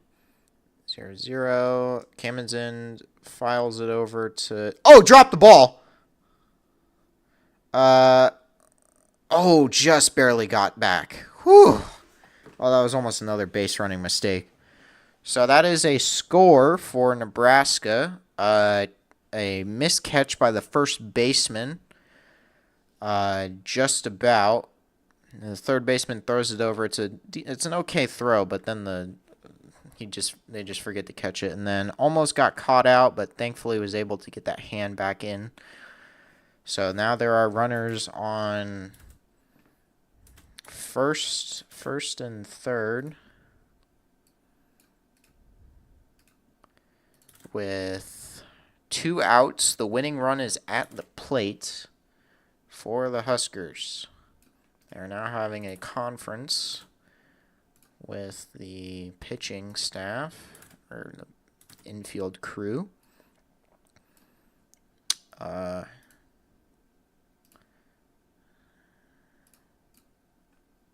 Sorry, that's my bad. And now we head to a... Yep, just about got safe. That is now potentially 3 errors on the day for the Bruins. Definitely not the best day for that. Yeah. I really like the pimp that Kuzak had. But here comes From. They are probably not going to pitch to her. I highly doubt they are going to be pitching to her. And they just gave up already.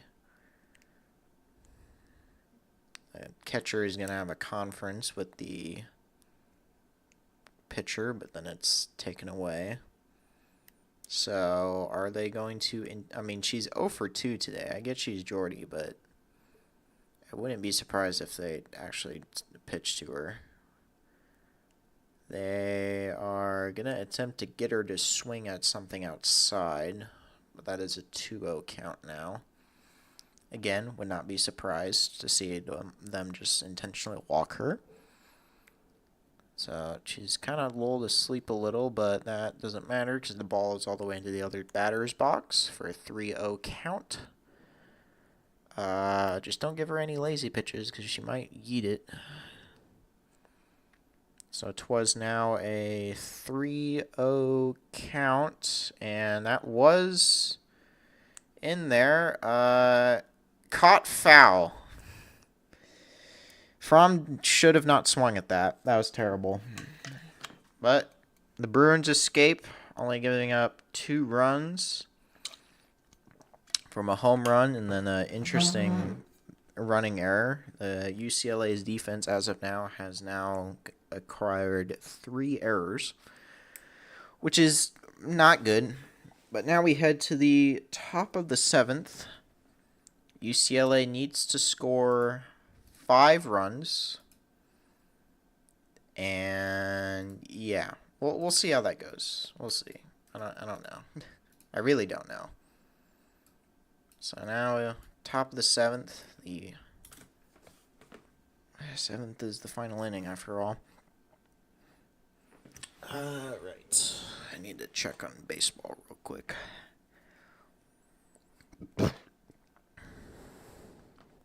So, your inningly update on how Nebraska baseball is doing. They are at an 0-2 count with 2 outs. We've decided to start Horn today, which is a pretty good decision because he's actually been throwing fire. Here comes the 0-2, and that's not a strike. It's not a strike as you would expect. Yeah, Risley. It's an unfortunate name in this day and age. Getting close. Oh, they're doing advertisements. Pop up. And out number 3. All right, get out of the top of the first. Much faster than yesterday. Oh my God, you're the official broadcaster of the World Cup? Wow, I mean, people are only going to watch it that way because ticket prices are a bit too much. So, Jordy stays in the game. She has done significantly less of the terrorism of Michigan, but I don't know. It's the top of the 7th, the 7-8-9 coming up as Ramirez pops that up to shortstop, and that is out number 1. Nebraska is now 2 outs away from the Big Ten tournament title, and up comes Berry.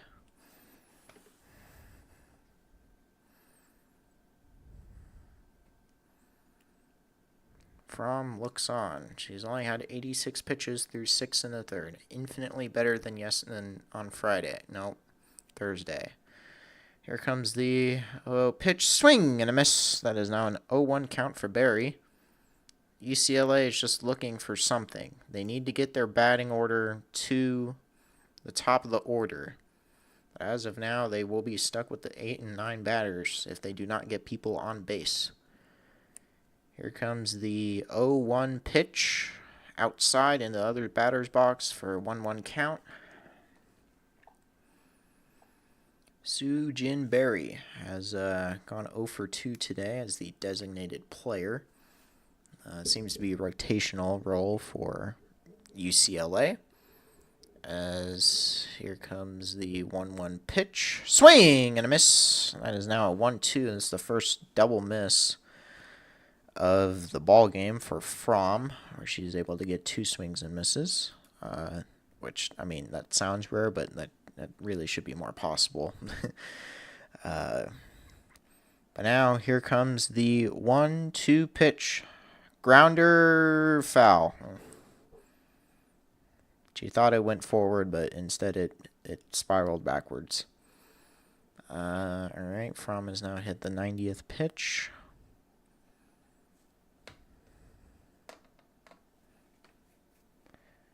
All right.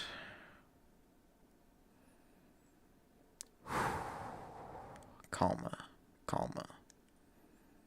Here comes the 1-2 pitch. Outside. Oh, called it a strike 3. Oh my, that looked way outside to me, but that's apparently a strike according to the umpire. Let me see that again. Maybe it just hit the zone, but that did not look like a strike at first. Whew, what a pitch. What a pitch by Fromm. What a pitch. Absolute greatness from Fromm and company. They now go and talk to each other for their upcoming pitches, I would assume. Having a little meeting with Rhonda Revelle. It is the final out of the game for UCLA. They have put in pinch hitter Suarez. Not the Suarez of the Uruguayan variety. No, Uruguay national team variety, but of this variety, the UCLA variety. 303 on the year. Here comes the first pitch. Swing and a miss down low. And that is a 0-1 pitch. Pretty surprising swing from someone that is pinch hitting and has been definitely ready for this moment since the beginning of the inning anyway. UCLA on one of its last ropes. Here comes the pitch. And another pitch like that. It's a 1-1 right now. They are currently having the number 1 hitter practice in the batting cage, which I honestly think is a good idea. Or is that the 9th hitter? I don't know. I don't remember numbers, apparently. Here comes the 1-1 pitch. Swing and a miss. Strike 2 for Jordy Fromm. A ball that gets closer and closer to the chest area of Suarez, and she swings at it for whatever innate reason. Final strike. Here comes the 1-2 pitch for Jordy Fromm. Swing and a miss. Strike 3, and that is your ball game and tournament. The Nebraska Cornhuskers have done the double for the first time in ever. For the Nebraska Cornhuskers, they have won both the Big Ten regular season and Big Ten tournament. The all-in year that we were promised for however long has finally gone through. For they have won their second tournament title in 4 years and has been able to do a lot of things nobody is, some expected, but maybe not as well as they did. Preseason number 10 dropped as much as 11 for whatever reason, but Fromm with yet another masterclass to end her Big Ten campaign. A beautiful pitch and final strike for the senior, and Nebraska has finally done it. They have won the double, and that'll do it for the ball game today. Yes. That's what I'm fucking talking about. So we have finally done it. Yes. Whew. Okay. All right. Well done. This could potentially put us number one overall in the seeding. It depends on a lot of other things, but Oklahoma is out, and who knows who the actual tournament champion will be. But as of now, the Big Ten undisputed champion of both the regular season and the tournament is Nebraska. The Nebraska Cornhuskers. It's been some time, but they have finally lifted the trophy once again. Yes. Fuck yeah. Okay. So now that's done. That's done. We've gotten the double out of the way. Now it is time to focus on the NCAA tournament for Nebraska. And as for UCLA, they have yet again choked the final position, the final tournament for the second straight year. They have lost to a team that they thought they could beat. The UCLA offense was silenced by the best pitcher in the entirety of the NCAA. And from something that I thought would only really be a pipe dream, it ended up being the reality. I'm just so happy, man. Whatever baseball's been doing, terrorism ball and all. This is nice. This is exactly what I wanted from Nebraska. To just go out and win with the talent that you have. And they've done it. From a team that is basically only made up of players from Nebraska and California, where Rhonda Revelle has coached for both, coached in both areas. That's pretty daggum good. That is pretty daggum good. Yeah, she's getting the bath again. I'm just so happy, man. Oh my god. I've actually seen double success. Number one seed in the tournament actually wins it all. That is exactly what you want to see. That is exactly what you want to see. I guess that'll do it for today, for this live stream. To the people that stopped by, thank you, which aren't too many, but whatever. And, yeah, we went 3-1 against UCLA. You can't put a doubt on that. We won the Big Ten regular season. We won the Big Ten tournament. Can't doubt that. And that is how the regular season and the first bit of the postseason for Nebraska has ended. Thank you for watching. Goodbye.